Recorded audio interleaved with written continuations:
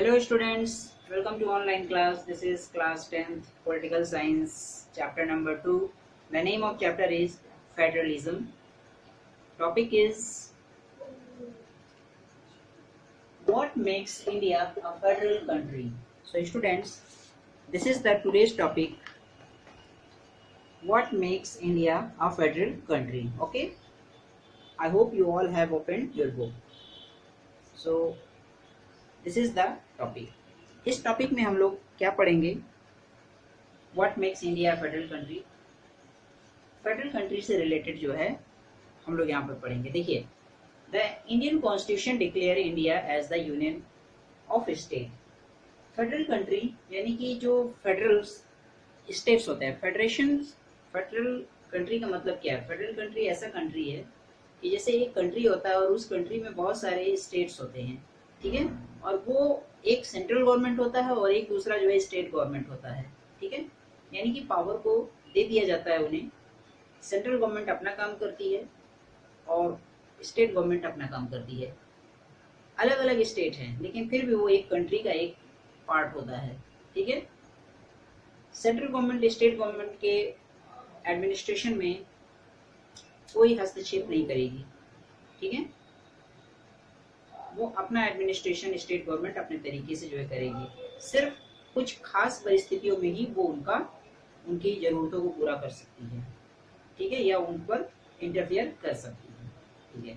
तो यहाँ पर हम लोग देखेंगे ये चीज कि कॉन्स्टिट्यूशन में ये चीज डिक्लेयर किया गया है कि कंट्री में बहुत सारे स्टेट्स हो सकते हैं और वो जो यूनियन ऑफ स्टेट्स होगा वो क्या होगा, उन्हीं स्टेट्स को मिला करके कंट्री जो है बनाया जाता है और वो अपने अपने स्टेट्स का जो गवर्नमेंट होगा, अपना अपना गवर्नमेंट वो अपने तरीके से रन कराएगी। नेक्स्ट पॉइंट इज अब यहाँ पे देखिए कॉन्स्टिट्यूशन में क्या बताया है कि एक होता है यूनियन गवर्नमेंट और एक होता है state government. Union government means central government, central government union government को कहते हैं, स्टेट गवर्नमेंट यानी कि प्रोविंशियल गवर्नमेंट कहते हैं। दो टाइप के गवर्नमेंट होते हैं, ठीक है। और एक टाइप गवर्नमेंट और होता है, वो होता है जो है एक लेवल है फेडरल सिस्टम का, वो है आपका पंचायती राज सिस्टम एंड म्यूनिसिपैलिटीज, ठीक है। पंचायती राज सिस्टम एंड म्यूनिसिपैलिटीज भी एक थर्ड लेवल है फेडरेशन का, ओके। तो यहाँ पर हम लोग देखेंगे जो है इस चीज को। The constitution originally provided for a two tier system of government. The union government, एक होता है यूनियन गवर्नमेंट यानी कि दो टायर होते हैं। फेडरल सिस्टम ऑफ गवर्नमेंट में दो टायर होते हैं यानी दो लेवल होते हैं गवर्नमेंट का। एक होता है यूनियन गवर्नमेंट यानी सेंट्रल गवर्नमेंट, दूसरा होता है स्टेट गवर्नमेंट, ठीक है, यानी कि प्रोविंशियल गवर्नमेंट जो है, ठीक है। तो यहाँ पर जो है यूनियन गवर्नमेंट स्टेट गवर्नमेंट में अपने अपने पावर को जो है शेयर किया गया होता है, ठीक है। लेटर बाद में जाकर के फिर एक लेवल और बनाया गया है फेडरलिज्म में, वो है आपका पंचायती राज सिस्टम और म्यूनिसिपैलिटीज। म्यूनिसिपैलिटीज जो होता है वो शहरों के लिए होता है, शहरों सिटीज अर्बन एरियाज के लिए, और पंचायती राज सिस्टम जो होता है वो रूरल एरिया के लिए यानी कि ग्रामीण क्षेत्रों के लिए ये चीज होता है, ठीक है। इसमें ये सब चीजें होती हैं। अब यहाँ पर देखेंगे हम लोग कॉन्स्टिट्यूशन कंटेन। अब जो कॉन्स्टिट्यूशन बनाया गया है, कॉन्स्टिट्यूशन में जो सब्जेक्ट्स हैं यानी कि जो कंटेंट है वो तीन लिस्ट कंटेन किए गए हैं, थ्री लिस्ट कंटेन किए गए हैं। वो क्या क्या थ्री लिस्ट हैं? देखिए, there are three list, union list, state list and concurrent list. तो तीन लिस्ट यहाँ पर बनाए गए हैं। ये लिस्ट है क्या चीज? देखिए, state list, union list and concurrent list, ठीक है। अब बात करें हम लोग यूनियन लिस्ट की। ये एक ऐसा लिस्ट होता है, यहाँ पर सब्जेक्ट दिए गए होते हैं कि यूनियन लिस्ट मतलब सेंट्रल गवर्नमेंट के पास ऐसे पावर है, ऐसे सब्जेक्ट्स कॉन्स्टिट्यूशन में ये डिस्क्राइब किया गया है, ये पूरी तरह से क्लियर कर दिया गया है कि ये सब्जेक्ट्स सेंट्रल गवर्नमेंट के अंडर में आते हैं और यहाँ पर जो भी लेजिस्लेशन होगा टैक्स से रिलेटेड या बैंक मतलब किसी भी चीज से लेकर मतलब एडमिनिस्ट्रेशन से रिलेटेड कोई भी चीज होगा तो वो सेंट्रल गवर्नमेंट जो सब्जेक्ट मिला हुआ है यूनियन लिस्ट में सेंट्रल गवर्नमेंट को, उसी पर वो कानून बना सकती है, उसी पर वो अपनी जो एक्शन है वो ले सकती है, ठीक है, रेस्पॉन्सिबल हो गए उन सब्जेक्ट्स के लिए। इसी तरह से स्टेट लिस्ट में जो सब्जेक्ट दिए गए हैं स्टेट लिस्ट में यानी कि वो गवर्नमेंट स्टेट गवर्नमेंट जो है अपना बना सकती है। फिर कंकरेंट लिस्ट क्या होता है? कंकरेंट लिस्ट में सेंट्रल गवर्नमेंट और स्टेट गवर्नमेंट जो है दोनों मिल करके वहां पर जो है कानून बनाती है उन सब्जेक्ट्स पर। तो अब देखते हैं हम लोग यूनियन लिस्ट को। यूनियन लिस्ट जो होता है, ठीक है, union list it includes subjects of the national importance such as defence of the country, foreign affair, banking, communication.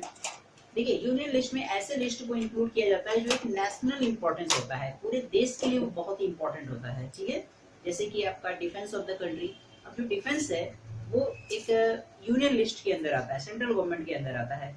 अब सेंट्रल गवर्नमेंट ही जो है डिफेंस से रिलेटेड कोई कानून बनाना होगा या कुछ ऑर्डर देना होगा, तो उससे रिलेटेड जो भी कानून बनेंगे, जो भी नियम बनेंगे, वो सेंट्रल गवर्नमेंट ही बनाया जाएगा, क्योंकि ये यूनियन लिस्ट में इंक्लूड किया गया है, ठीक है। इसी तरह से फॉरेन अफेयर है और कम्युनिकेशन है और करेंसी है, बैंकिंग है, तो ये सब यूनियन लिस्ट के अंदर है। तो यानी कि किसका पार्ट है ये, किसकी रिस्पॉन्सिबिलिटी है इस पर कानून बनाने का, सेंट्रल गवर्नमेंट का। Okay, next is state list. State list क्या है, it contain subjects of state and local importance such as police, trade, commerce, agriculture, irrigation.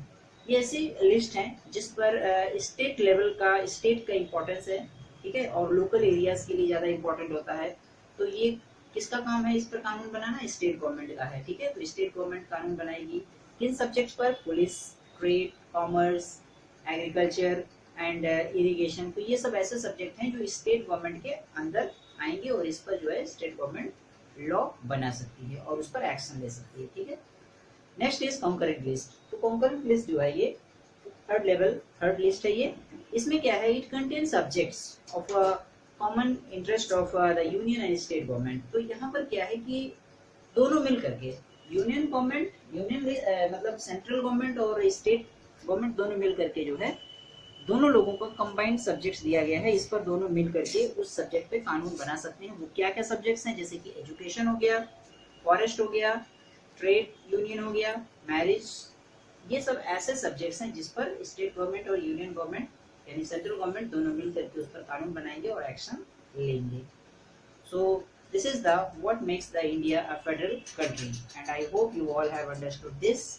So we will meet you next day with new topic. Thank you very much.